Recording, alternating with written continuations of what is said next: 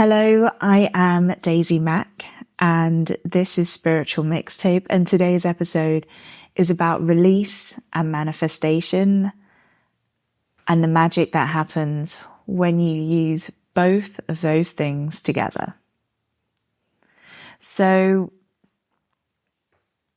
why is release important to manifest? Surely manifesting is about having more, not having less. Well, if you had a room full of furniture and you wanted a new bed, you'd need room to fit the new bed in. That's all that's happening with this. And honestly, it's the biggest thing. Like when somebody books an appointment with me and they book a private and they really want to create something new in their life, I'm like, well, what have you given up? And they're like, I don't need to change anything.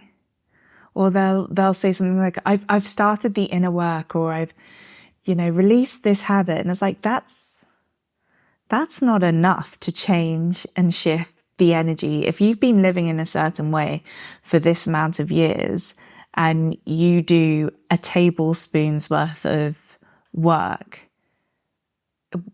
that's not going to impact anything. And I hope that this doesn't sound too negative, but I am just super passionate about the fact that you need to release in order to bring in. And I've honestly been manifesting consciously since I was 14. And I tell this story because I brought in a scholarship for a boarding school that really I shouldn't have had. It should not have happened. It's the stuff of miracles, and I should write a book just based on this story alone.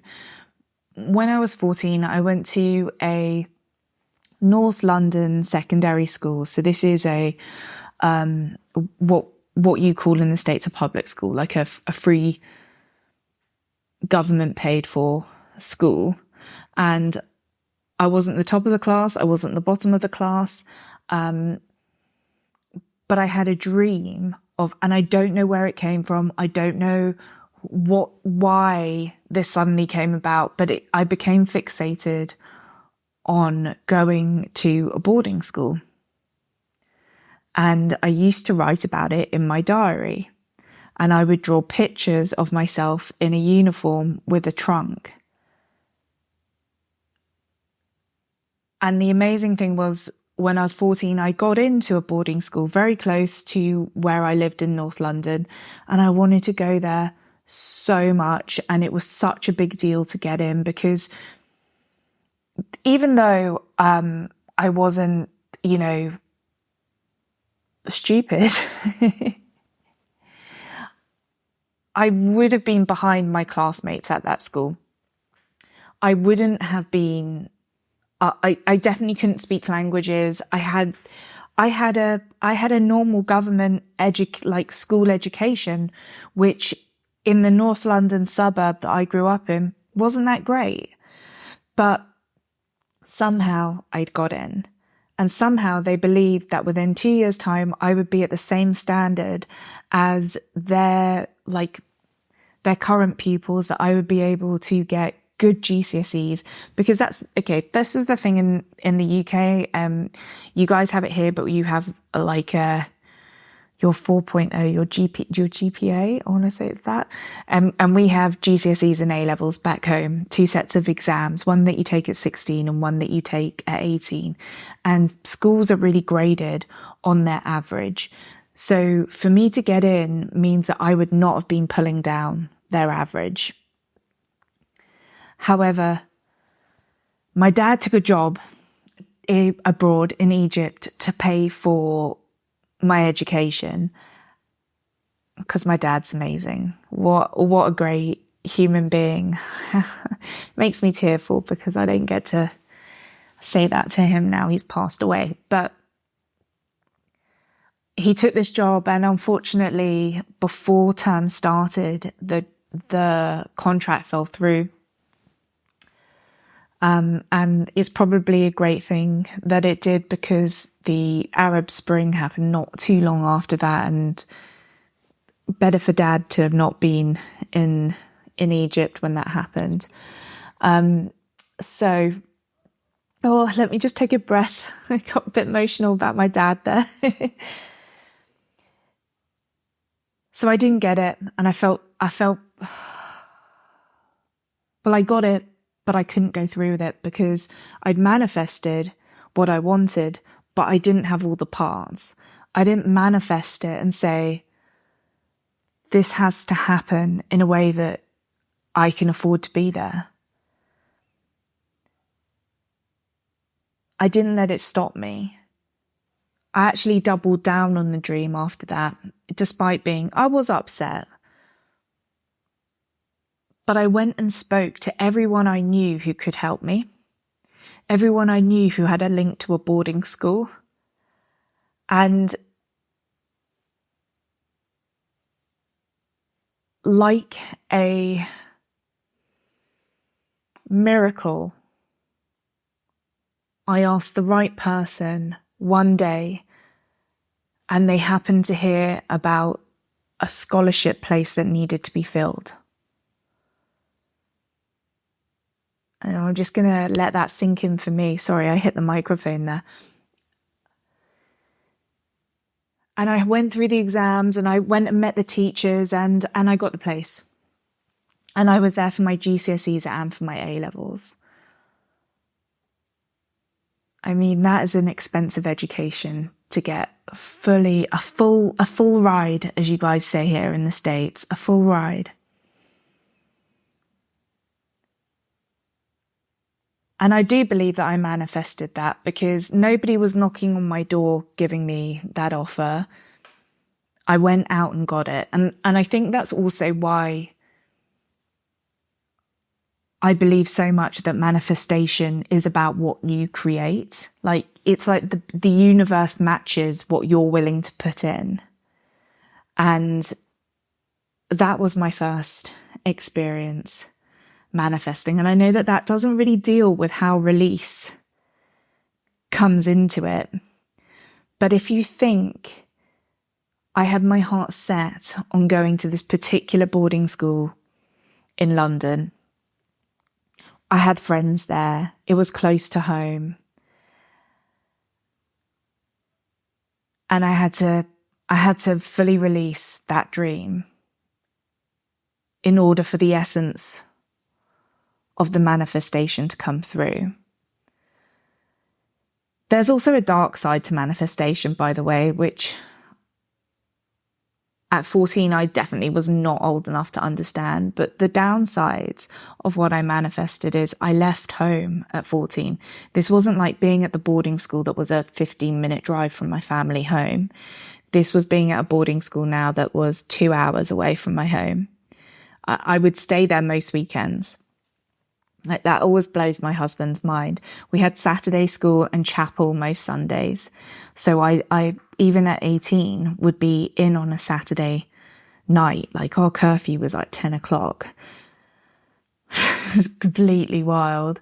But obviously that's what they should do. If you're paying for that education, you don't want your kid running around Cambridge having a great time. I mean, that happened too, but whatever. Not the point of this. But the dark side of manifestation, I didn't know at 14 that I'd be giving up, or like I'd be moving out of home at 14 and dealing with, situations and feelings and emotions that most teenagers don't deal with until they're 18, 19 or 20. I was dealing with that at 14. And there was also a ton of other stuff of like your identity, understanding who you are. Or, this feels like a very big episode that I'm not meant to be going down, because what we're meant to be talking about is the necessity of release to create powerful manifestations, also meditations. But yes, I have been working informally with manifestation techniques since I was 13, 14.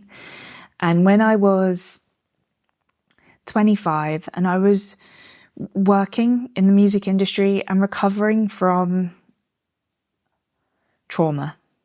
First experience really with trauma.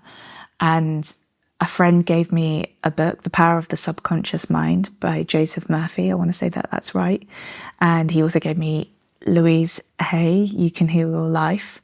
And I started to be like, all these things I'm feeling, they're worse in my head than they are in reality.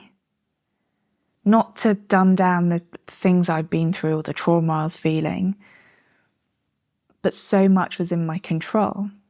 And rather than dealing with the trauma, what I actually did is I manifested what I thought would make me feel better, which was a dream career. And you know what? That actually did happen. And I really think my big break, the big client that I landed, 100%, I would not have ended up with this DJ if I hadn't have been using all of these manifestation techniques. And at that stage, I was like, I've been doing this for years. I have been like writing in my journal what I want to create, visioning it, setting it out, and like basically meditating on this every day. And now I'm understanding, like, if I can be even more intentional and even more clear, this can come about quicker. And it did. I honestly manifested a job, an even bigger job than the one that I was in. And I manifested a top, I don't know. I mean, he definitely had some number ones, like a top 3, number 1 DJ, top 3 artist in the world situation. And I do say I manifested that because it had to happen from within before it happened outside. But I was also doing the work in my job every day. I was showing up to work and I was working long hours and I was making deals happen, but I was also manifesting. And I really don't hold light to what importance using those techniques did for my career. I do not think I would be, I don't think that career would have happened for me if I hadn't have been like so persistent with the techniques. And now in this job, in this business that I create, I do teach manifestation as part of my overall offerings. And I do teach it as part of my course, The Voyage. But manifesting doesn't happen without release. Release is like the magic that you need to start the process. It's like the spark. You know, when you need that initial, the spark, the spark to create everything. It's like a secret code or a secret language between you and the universe. And the universe is like, oh, you're ready. You've made space. Yeah. So, how to know what you need to release? Well, what are you holding on to? What are you holding on to that no longer works for you?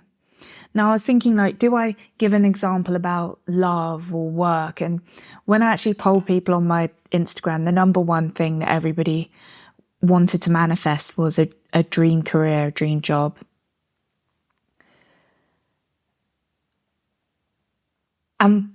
What is it that you're holding on to that is preventing you from going after the dream job?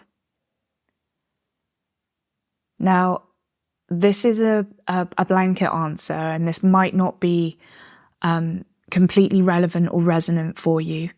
But a lot of time when we stay in relationships that are outdated, work or romantic, it's for security. You're getting some level of security out of it for you. Now, what would happen if you gave up that level of security? I have literally just done this today for something that I wanted to create work-wise. And I did a whole episode about this last week, the energy of disappointment. because I lost a project. And this week I've been trying to fix that whole situation. Not fix what's done is done, but fix the hole that it's created in my income, the hole in my forecast for the year. And you know what I've done with that hole? I've made it bigger because I have to spend a certain amount of money to do a new project how I want to do it. So for me, I'm giving up my security here. And it's really, really uncomfortable. I have talked my best friend's ears off. I've talked to my husband about it. I've talked to work. You know, I obviously work by myself, but like I've spoken to Becky from my podcast team about it. I've spoken to anyone that would give me the time.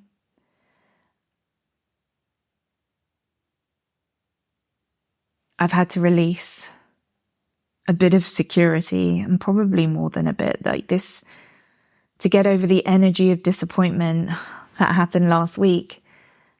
I'm having to put money back into my company. So identifying what you need to release is so important. And there'll be signs in your life of what needs to go. And don't ignore that feeling inside of like, oh, I know this isn't right, but I'll deal with it another day. And also, by the way, if you have to deal with it another day, that is okay. But don't let another day be forever, a year, longer than a week. Like, maybe make forever have a date and then just stick to that date in your diary.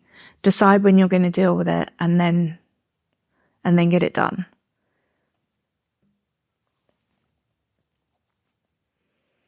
So I'm doing a manifestation class tomorrow. If you're listening to this on Thursday, then it will be on Saturday.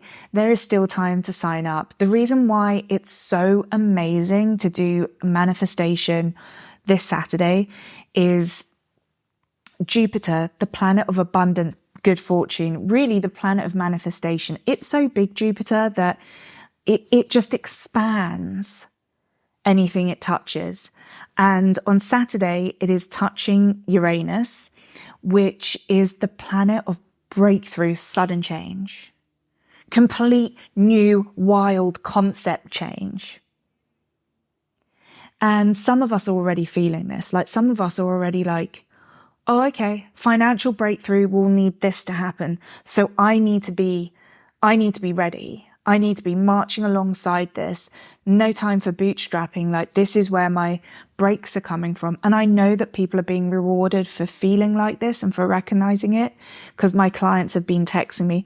I signed 2 clients today, they're telling me, or they're saying things like, I got three approaches today out of the blue, 3 introductions. It's coming. And when Uranus and Jupiter are next to each other, that happens every 14 years. So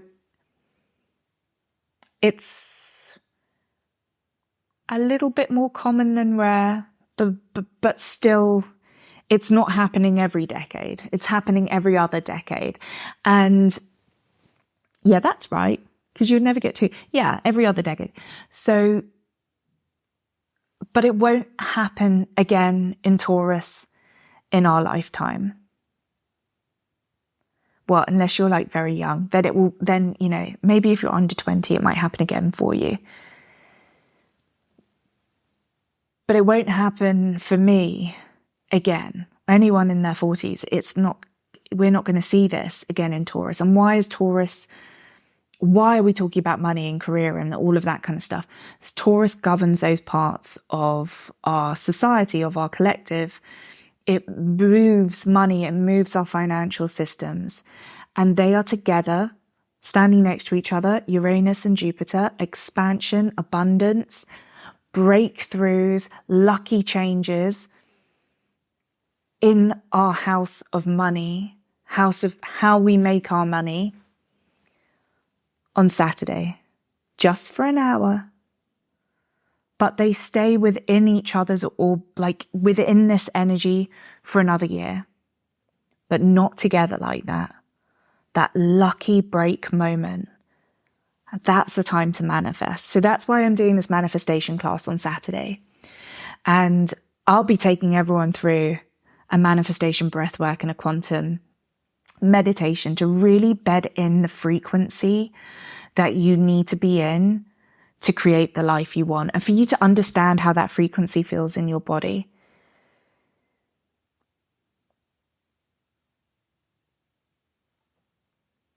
And if people haven't released before, I'm assuming that everyone's going to come to that class having released a whole ton of stuff, because we're literally at the end of the eclipse window. And eclipses and Mercury retrogrades are all about the rewrites. Everyone's been shaking through this. And even if you don't follow astrology, like, you're probably seeing things break down, crumble, old systems. Friends are like, I'm just not into that anymore. I'm not going to be party to that anymore. It's a lot of that energy. So I'm assuming that everyone's coming to class doing that. But if you're on your first steps to manifesting, or you're revisiting manifesting, or there's, you've had a little moment this week, a little eureka moment where you've been like, it's time to bring that dream back, then I strongly suggest you start to make some space for the dream. If you haven't made space for it, how can it come in? I've definitely coached people through love stuff about that. And I would love you to be at the breathwork tomorrow. I'd love you to watch the replay. If you're coming to this on Sunday and it's already happened, I'd love for you to watch the replay. All the details are in the show notes, and it's pay what you can afford. So don't let money be a barrier to entry. Take what I'm willing to give. I hit the mic again. I'm sorry. Take what I'm willing to give, because it's done with a heart full. It's done to grow the community. It's done because, you know what, some good fortune, money and abundance and health and wealth need to be in more people's hands. And I think they should be in your hands. Go take this. So that's happening, and that's in the show notes. But when we come to our Monday episode, I'm also going to do a breath work to set the frequency. We should be setting our frequency every day, like in the same way that you should clear your energy at night. You should set your frequency in the morning. You should make an intention to go after it. Now, this breath work on Monday, it will be simpler than the manifestation class. They're two very different things, but they're the same principles. So I hope that you're enjoying this manifestation wonder, this manifestation creation episode with me. And I hope that I've made it clear why I'm really encouraging you to release. I hope that you come into class tomorrow. If you're listening to this after Friday, then watch the replay. Otherwise, come in. If you're still not ready to manifest, if it's hard to see clear goals, that's okay. Please understand there is only 1 week this year where all planets are going forward, and that happens around the 25th. So it's like late into next week. Yeah, like this time next week. And again, this is just the window to manifest. It is no coincidence that we have the best, luckiest day literally a few days before the only week this year where, for the rest of this year, there was a whole bunch of weeks at the beginning of the year where we were, whatever, you don't need me rambling on. It is no coincidence the luckiest year sits right in front, a week where we have all the planets going forward.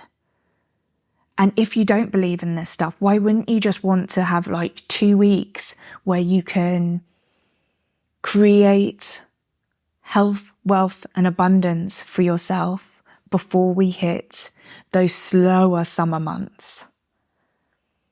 Okay, I've lectured you enough. But I love you. I'm so glad you're here. The community is really growing. So I want to say thank you to you for passing this podcast around, for leaving reviews. I can't tell you how much reviews help to grow this community. So if you have time, little 5 stars and a few kind words, it really helps. From the bottom of my heart, thank you so much. I'll see you on Monday for a not manifestation breathwork, for a set the frequency breathwork. Till then.